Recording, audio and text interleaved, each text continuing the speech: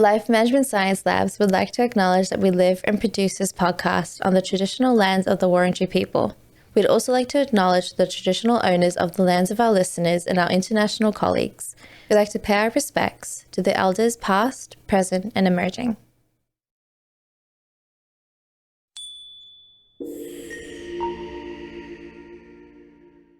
Hey everyone, and welcome to All Together, the Family Science Insights podcast, produced by LMSL, the Life Management Science Labs.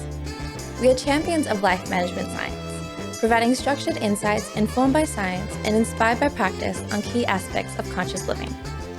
Each week, we bring you scientific and practical insights on each element with the expert knowledge of professionals in the field. I'm your host, Dina Sargeant. Now, let's get started.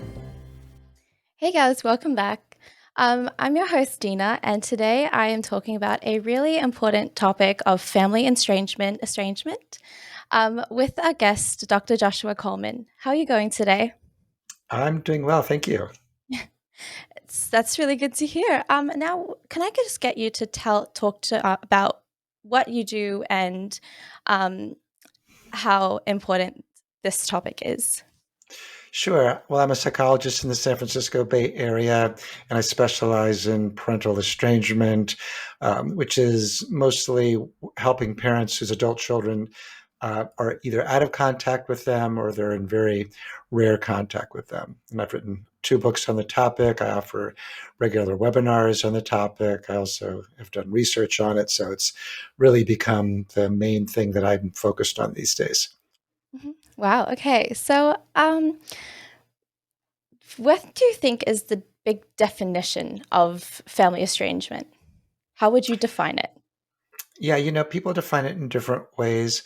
I tend to think of it as a very serious break in a relationship. So it's common that parents in my practice get letters of what they call no contact, which is where their adult child writes them and says, I don't want to be in contact with you. Don't contact me. I'll contact you if I want to be in contact, or something like that. I mean, some parents are in very limited contact. Maybe they get a text once or twice a year, or they're in some contact, but it's all very negative. So I think of all of those dynamics as examples of estrangement. Okay, before we get deeper into that topic, I would love to just do a quick rapid fire question of the first things Oh, that sort of come to your mind with okay. these different keywords. So the first one is your favorite book. Oh dear. Probably Cormac McCarthy's The Crossing. Okay. Okay. How about your favorite movie at the moment? Gosh. Remains of the Day is probably one of my favorites of all time. Okay. How about your current favorite app on your phone? Oh, my Kindle. I read everything on my Kindle. So I'm not proud of it. I just do it. Okay. No, it's easy. Trust me, I get It's so it. easy. It's so easy. How about your favorite artist? Visual or performance? Either one that sort of comes to your mind. Oh, okay. I like ZZ Ward, who's a blues rock singer in the US. I don't know if you know her out there, but she's probably one Don't of my favorites. I don't think so, but I think that's something I'll look up afterwards. Yeah. um, okay, so going on to quick practice, like experiments of practice or habits that you've sort of gotten into. What Mhm. is a practice that you do to improve um, communication? I think empathy is really the central practice of communication, because the more empathic you are with somebody, the more they're going to open up to you and feel like you're a trustworthy person. So Hmm. I think that's the single most important thing. Okay, so what are some challenges that occur when you do this practice? The practice of empathy. Yes. Well, some people make it harder to empathize with than others. So, so people who are very accusational or blaming or critical or negative, they may cause me or others to need to dig deeper in order to access my feelings of empathy. Yeah. How do you think this practice impacts um, your perception of estrangement, for example, and how do you use it to combat that perspective?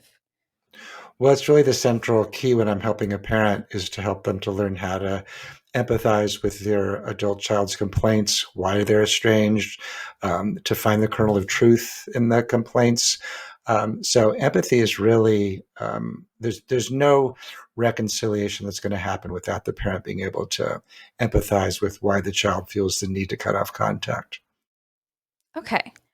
Um, so what are going forward towards the topic of that we're talking about today? What are some characteristics of parent or adult child estrangement? Well, the way I like to think about it is that there are many pathways to an estrangement. And parents often don't talk about their estrangements because they feel so ashamed. They feel so socially isolated. They worry that if they tell people that they're estranged, that people can assume that they did something really terrible to cause their child to cut off contact with them. And sometimes that's right. And sometimes, some parents have abused their child physically, sexually. They've neglected them. They've traumatized them. So it's not hard to understand why the adult child has decided that the parent isn't really safe to be close to or have a relationship with. But that's only one pathway. There are other pathways. While mental illness in the parent could be a cause, certainly mental illness in the adult child could be a cause. A common cause is when the adult child gets married and the new husband or wife doesn't like the parents and says, choose them or me. Or after a divorce, where one of the parents poisons the child against the other parent, either young children or adult children, that can happen with.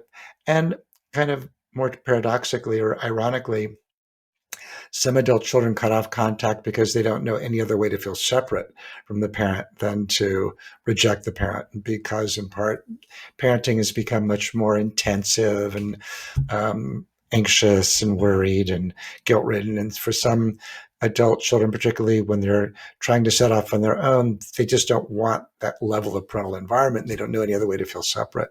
Mhm.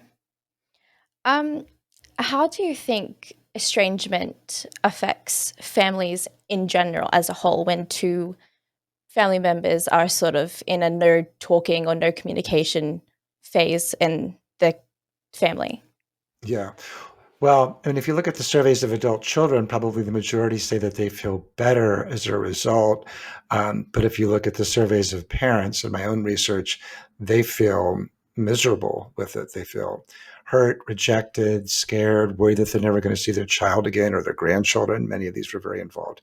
Grandparents, they feel guilt, sorrow, anger. So for the parent, there's really no upside. For the adult child, there can be upside of an estrangement. It can be feeling like they're kind of righting the wrongs or equalizing the power imbalance between the parent and the adult child. It can feel attached to some feeling of growth or identity and claiming one's own life. Whereas for the parent, there's really no upside.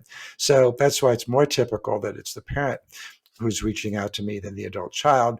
And it's also why parents have to work very hard if they want to have a reconciliation. They can't just demand it the way they might have in other earlier generations.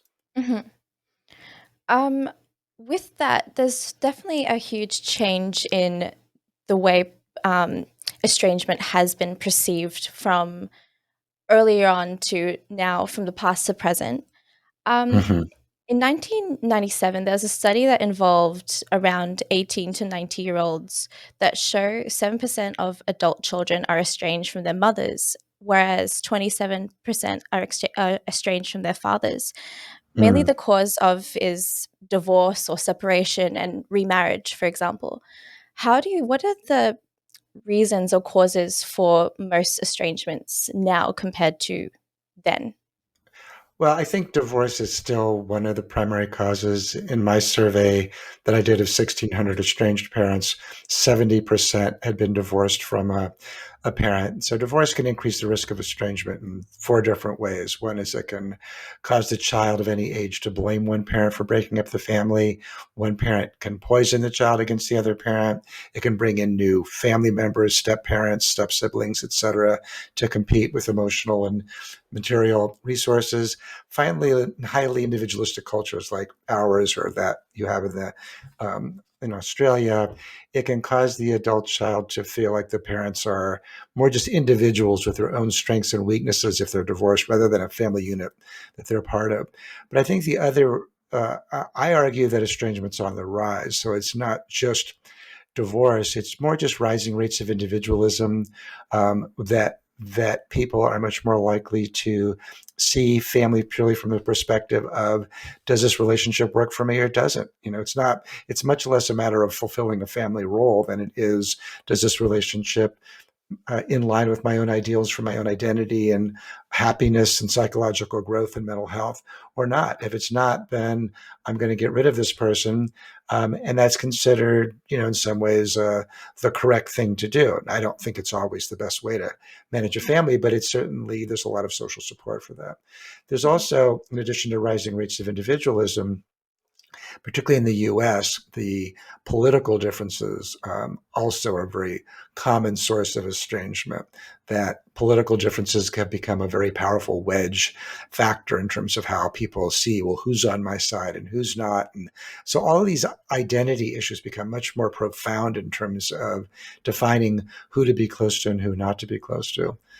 Certainly, the internet is also a promulgator of, it can create these kind of extended kin networks of people who are allying with you about your narcissistic mother or your, disloyal child or whatever. And those can also serve a very divisive function in society. Mm-hmm. So definitely social media does play a huge part um, in estrangement, and sort of also, I guess, in the way that you're saying, the help of mental health. And sometimes it's also better to sort of leave that family member if they're not sort of serving who you are as an individual as well. Well, right. Yeah. I think that the research shows that good family relations are great for mental and physical health, and bad family relations are bad for physical and mental health. The complicating thing, though, is that I think parents are blamed too much for the way people turn out. Parents, they're important, but also important are genetics, social class, who your siblings were, random good luck, random bad luck. So there's a lot that goes into becoming an adult beyond parents. But we still, particularly in Western societies, live in these ideas that, that it all comes down to parents. And if you have problems, it must be because of bad parenting. Well, maybe. Yeah, that's definitely something that's very true, especially the way that it's talked about, that parent people end up blaming their parents for a lot of the characteristics that they've sort of assumed throughout the childhood, for example. And it is something that is really hard to change as well. It is. There's a great quote by the Israeli sociologist Eva Illouz. She says, "Today our lives are plotted backwards. What's a dysfunctional family? It's a family where your needs aren't met. How do you know your needs weren't met? By looking at your present condition." So what I like about that, the idea is that if you come into adulthood and you have depression or anxiety or problems with intimacy or career success, well, you just have to look back into your past and figure out where the hidden traumas were, and Mhm. everything will come into to will be revealed. Well, that's actually not the case. Sometimes it is, but quite often it has nothing to do with your family. And so people in my field in psychology are actually doing an enormous disservice to make it seem like everything can be figured out by looking back on your childhood. Mhm. So, following up on that, apart from divorce and sort of blaming your parents on things, what are some other misconceptions about estrangement between parents and adult children? Well, one of the things I think a lot of parents don't realize is the role of guilt and worry in the adult child about the parent. For adult children who feel too responsible for their parents' happiness, that can be an enormous burden. So some adult children cut off contact. I've seen this a lot with daughters, particularly daughters of single mothers, because they feel so responsible for the mother's happiness and well-being, that they don't know any other way to feel separate from the mother and to feel sort of insulated from her sorrows and her burdens than to cut her off. And I think that's not, people don't really realize that. And similarly, the role of guilt, that many parents feel like, well, my kid owes me this. And if I just make them feel guilty about how much they're hurting me and ruining my life, then they'll be persuaded to be back in contact with me. But what that misunderstands is that making your child feel guilty is actually going to just make them feel burdened by you. And the more that your child feels burdened by you, the less they're going to want to be close to you. So I think the more people can kind of understand how important those two factors are, the better off they're going to be. Yeah. So is it more common for child to estrange their parents than a parent to estrange their child? Very much so. Yeah, the Mhm. vast majority of estrangements, it's the adult child estranging the parent, and it has to do with the reasons that I was saying earlier. For the adult child, it can be tied to a bunch of narratives around health and independence. It can be a way of pushing back against the parents' problematic or abusive behavior. It can make them feel more adult like to push back against a parent or reject them. They can wait to feel like they're righting the wrongs of the past. They can have enormous support from their own therapists or community. So there's a lot of upside from the adult child's perspective, whereas there's no upside from the parent's perspective. Mhm. So with that, this comes in a really good. I'll definitely ask more some of the other audience questions before, but this sort of fits in with um, what we're talking about. It's basically from a granddaughter's perspective, and the uncle and grandfather are estranged since the grandfather and grandmother were divorced. So from a young age, the uncle definitely estranged the grandfather. But with him recently being coming out and finding that he's on practically on his deathbed, as she puts it, how is there a way that could sort of um, mend that estrangement? Or is it something that would be a little bit harder to do from a granddaughter and a niece's perspective? Well, is the person who's wondering it the person who's estranged or the person who's doing the estranging? She's the family member of the two people that are estranged. Oh, so she's wondering if she can facilitate a reconciliation? Yeah. I mean, it typically doesn't happen. I mean, people often will say to me, well, should I get my non-estranged sibling to, try to advocate for me with the estranged sibling, or should I get the revered grandmother to advocate for me or try to heal this? It doesn't really seem to work. The only thing that seems to work is that the person who's been estranged really tries to reach out, take responsibility, make amends, show empathy, have courage, because they have to reach across this great divide. The person who's estranged feels like it's working for them. So they have to be convinced that if they do open the door and reconcile, that it's going to go well. Hmm. So they're definitely so with that, what kind of challenges will a family in general face when there are two estranged family members? Yeah, well, it can really fracture a family. It can fracture the family if one family member is estranged, because let's say that family member is an adult child who has grandchildren, then the grandchildren may be kept away not only from the grandparents, but also the aunts and the uncles or other family members. Sometimes when an adult child cuts off the parents, they also cut off everybody, even related to the parents, like grandparents and cousins, and they go completely underground. So, in estrangement, on the other hand, sometimes estrangements can cause these big divisions in family where people sort of line up on one side with the estranged family member and line up on the other side with the estranging family member. Mhm. Um, and so it can create enormous divisions in families and really complicate things. Okay, so would you say that it's better when it comes to creating a healthy family dynamic, for example, when it comes to a parent and adult children? Is it better sometimes to have that separation, like to not live in the same household as the parents? Well, it's a fair question. Have seen a number of estrangements happen as a result of COVID, where adult children moved in back in with their parents, and everybody got kind of too much time together. And I think social media, not social media, but just how easy it is for people to be in contact with each other, as positive as that is in many ways. I think the problem is that it doesn't really allow enough separation with family members. So, Mhm. in the good old days, you weren't just text away from your parent or your adult child. You actually had to pay for a phone call or write them a letter, and then it would take a week for the letter to arrive. So there are many more ways for people to feel separate. I think these days, when it works really well to be able to be in quick contact with people that you love and care about. But if you don't want to have that much contact with them, then it doesn't work so well. Then No. it's really hard to kind of hide from them. So sometimes when people estrange themselves, they just want to feel like they have their own psychological space. And some people just need much more space than others. So they just don't want to have as much time with their family members. But then the family member who can just be a text away feels very rejected and hurt and devalued. And it's like, well, just return my text. It's so easy. All you have to do is reply. But the person who doesn't want to return it feels completely crowded and overwhelmed. So it's another way that technology is really, it's been a problem for family relationships. Mhm. So definitely sometimes the living in the household can still be a little bit easier than living far away then. Yeah. Well, sometimes, well, yeah, there's that because you can just see the person.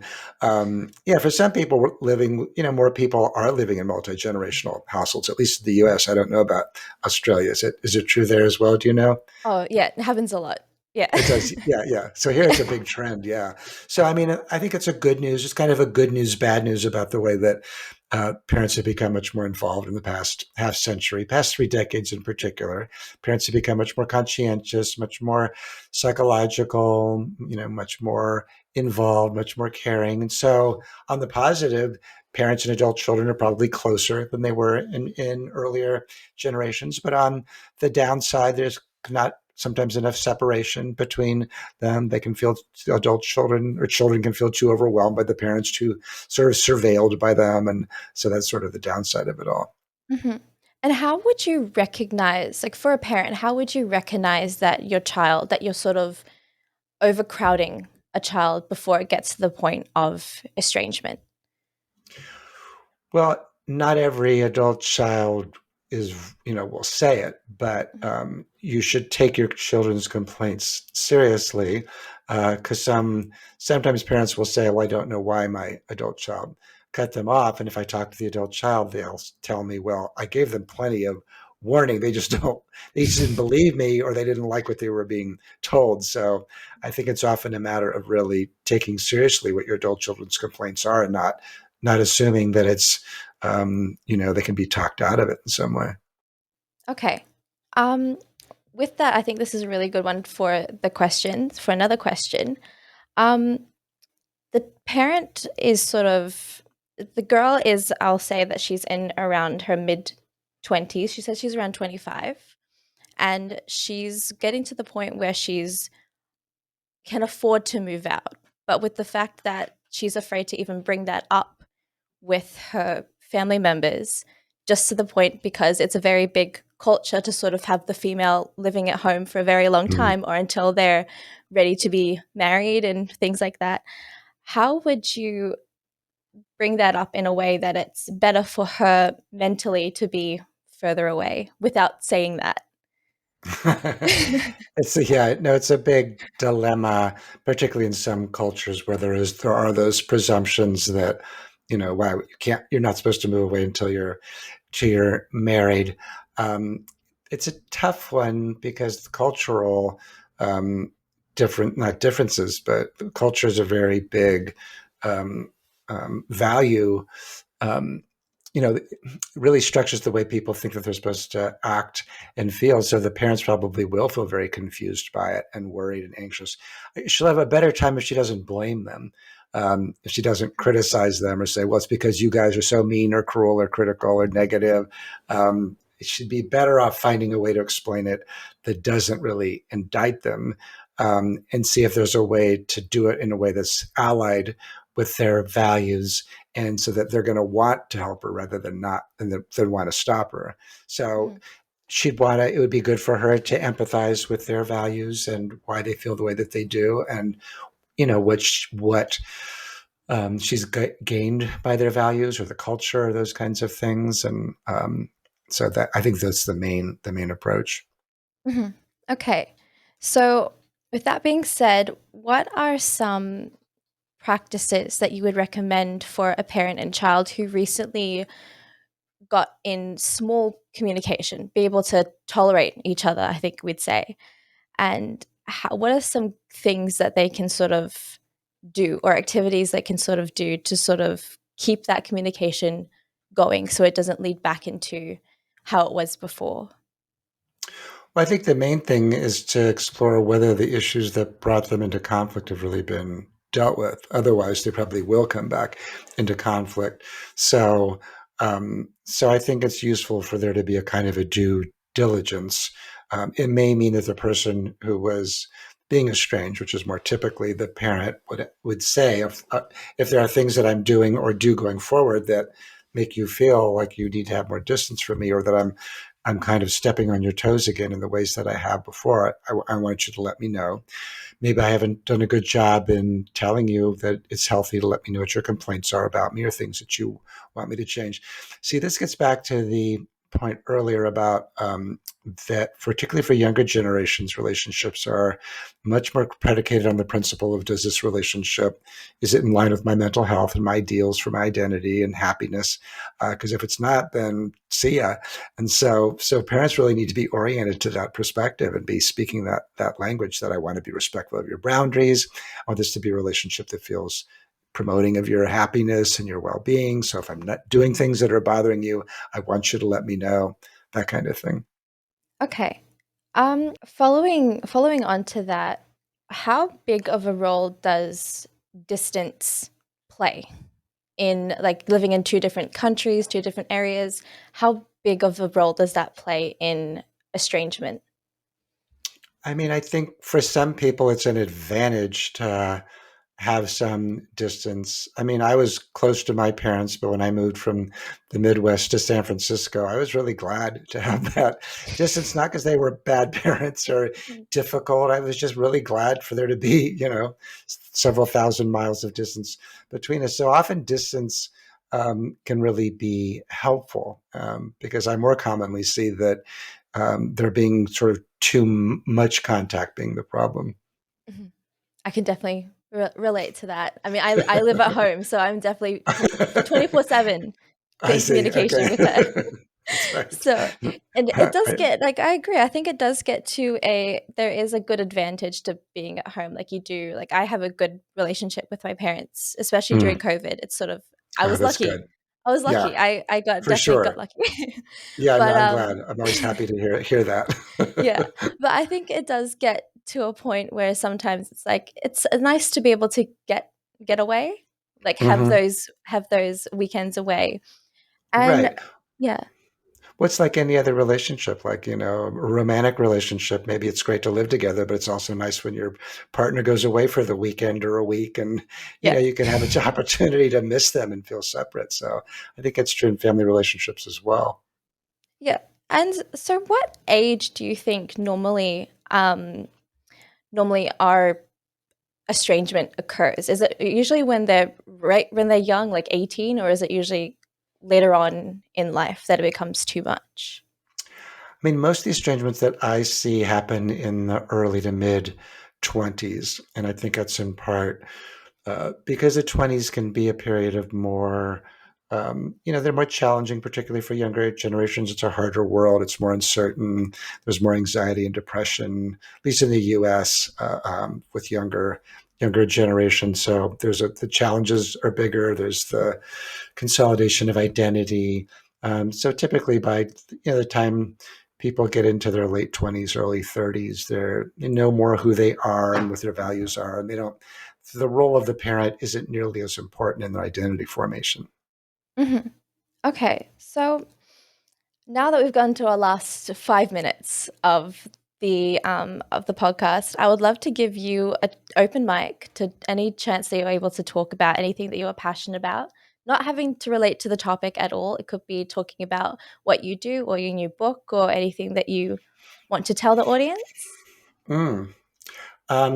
Well, gee, I'm about to do a study with South Asian and an East Asian researchers about first generation estranged.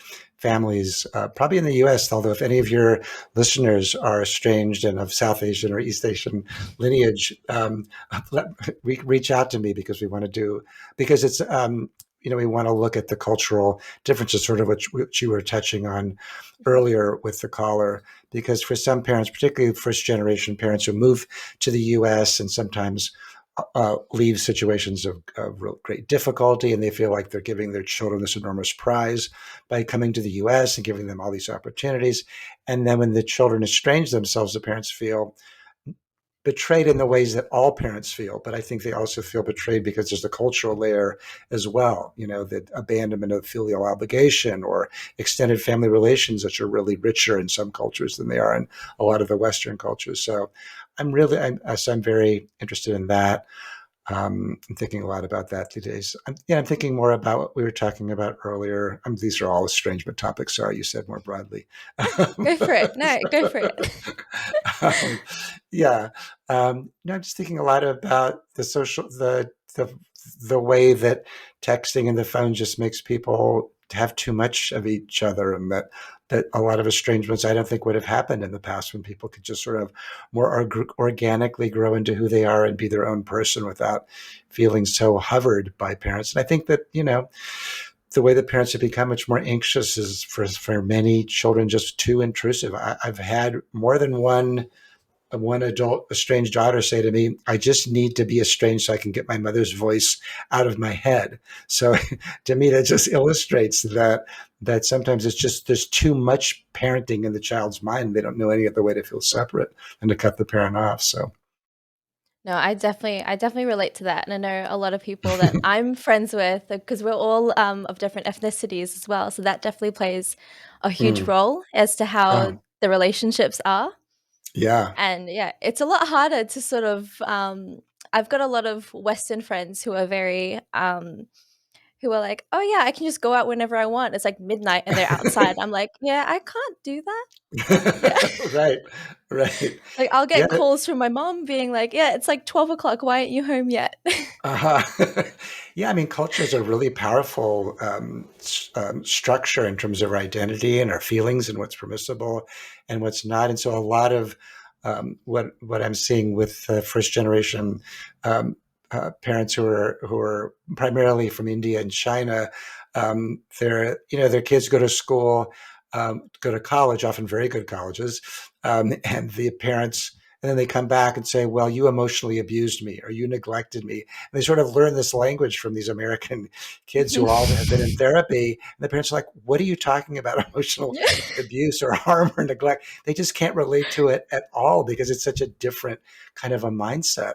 And it's tragic because these are often very dedicated, loving parents. They just raised their kids in the ways that they were raised and felt like it was a reasonable way to raise them. So, Yeah. um, yeah, so it's, I definitely think not lack of communication definitely plays a role in it as yeah, well. for And sure. yeah, it's a very interesting topic. I'd love to honestly dive into it as well. I'm so jealous that you're studying this, that you're looking further into this now. Yeah, it's a really important topic. I don't think it's been I don't know very much. I don't know much about it, much research that's being done on it, at least in terms of estrangement. So I'm really eager to get into it. And Oh, so you could definitely write a whole thesis about this for sure. and more.